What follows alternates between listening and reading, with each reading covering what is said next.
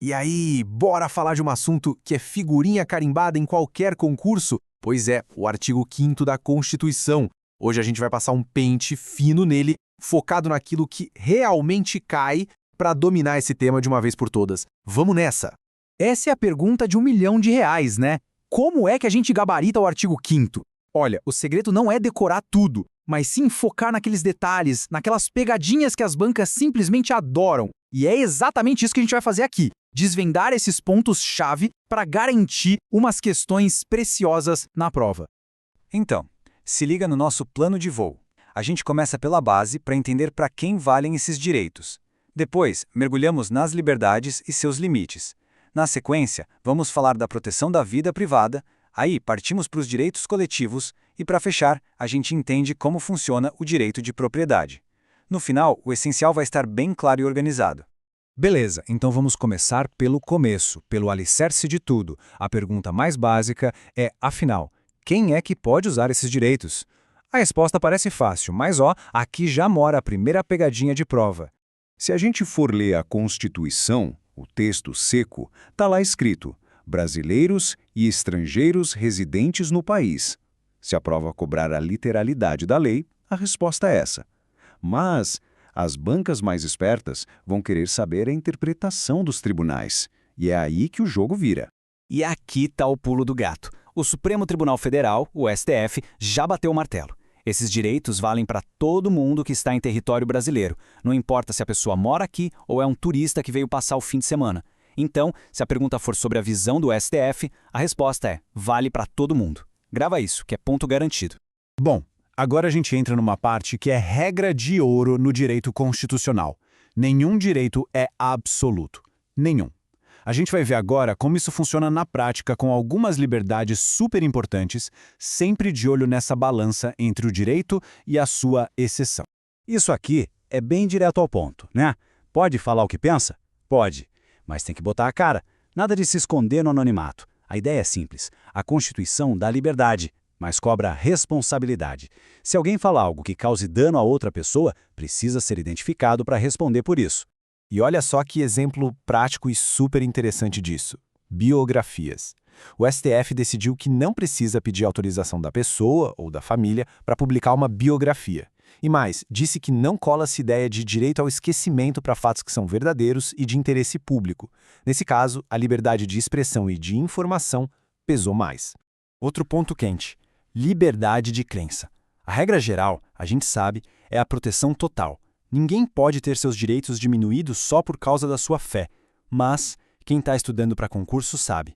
O que a banca quer saber mesmo é da exceção. Presta muito atenção aqui porque é uma pegadinha clássica. A pessoa só perde direito se acontecerem duas coisas, uma e a outra. Primeiro, ela se nega a cumprir um dever geral, tipo o serviço militar obrigatório, alegando motivo de crença. E segundo, ela também se recusa a fazer uma tarefa alternativa que a lei oferece. Se faltar um desses dois passos, o direito dela está garantido. Chegamos na proteção da nossa vida privada, né? A nossa casa, nossas conversas. A regra é clara. Ninguém mexe. Mas sempre tem o mas, né? E é nesse mas, nessas exceções, que a prova mora. O texto da lei é bonito, né? A casa é asilo inviolável. É o nosso cantinho sagrado. Em regra, ninguém entra sem permissão. Mas vamos ver quando essa porta pode ser arrombada. Legalmente, claro. Aqui, a gente precisa separar as coisas em dois grupos, e essa diferença é crucial. Em situações de emergência, como um flagrante, um desastre ou para socorrer alguém, a entrada pode ser a qualquer hora do dia ou da noite. Agora, para cumprir uma ordem do juiz, aí só pode ser durante o dia. Essa diferença de horário é um prato cheio para as bancas. E para não esquecer isso na hora da prova, tem aquele mnemônico clássico que todo concurseiro conhece, né? A sigla FDP ajuda a lembrar das exceções que valem a qualquer hora: flagrante, desastre e prestar socorro. A segunda parte da frase já entrega a outra exceção: durante o dia, por determinação judicial. É um macete antigo, mas funciona que é uma beleza. E mais uma decisão do STF para a gente ficar de olho. Não é porque o policial achou ou teve um pressentimento de que tem droga na casa que ele pode sair invadindo. É preciso ter o que a lei chama de fundadas razões, ou seja, provas, indícios concretos que justifiquem a entrada. Simples suspeita não vale. Beleza, saímos da esfera individual e vamos para os direitos coletivos. Direito de reunião e liberdade de associação. Parecem a mesma coisa, né? Mas para a prova, são bem diferentes. Vamos ver o porquê. A diferença é sutil, mas derruba muita gente. Para fazer uma manifestação, uma passeata, ou seja, uma reunião, não se pede permissão, mas tem que avisar antes a autoridade. Já para criar uma associação, tipo um clube, uma ONG, a liberdade é total. Não precisa de autorização e nem de aviso prévio. E para fechar, uma associação contra a vontade dos membros, aí o buraco é mais embaixo. Para só suspender as atividades temporariamente, uma decisão judicial já basta. Agora, para dissolver de vez, para acabar com tudo, a exigência é muito maior. Precisa de uma decisão judicial que não tem mais recurso, o famoso trânsito em julgado. Grave essa diferença. E para fechar nossa revisão, vamos falar de bens, de patrimônio, o direito de propriedade. Ele é garantido? Sim. É absoluto? De jeito nenhum. O Estado pode, sim, intervir. Vamos ver como? Aqui está a chave de tudo. A tal da função social.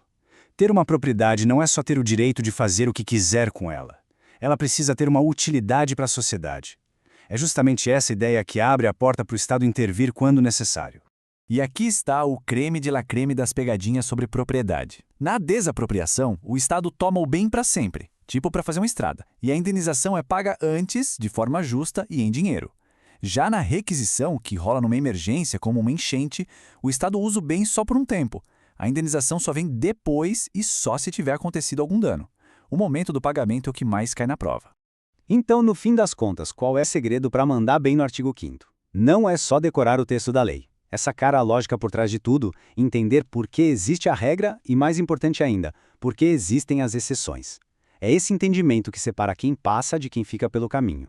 Para a gente fechar, quero deixar uma reflexão no ar. A gente viu a teoria, o que diz a lei, o que dizem os tribunais, tudo muito bem organizado no papel. Mas e na vida real, no dia a dia?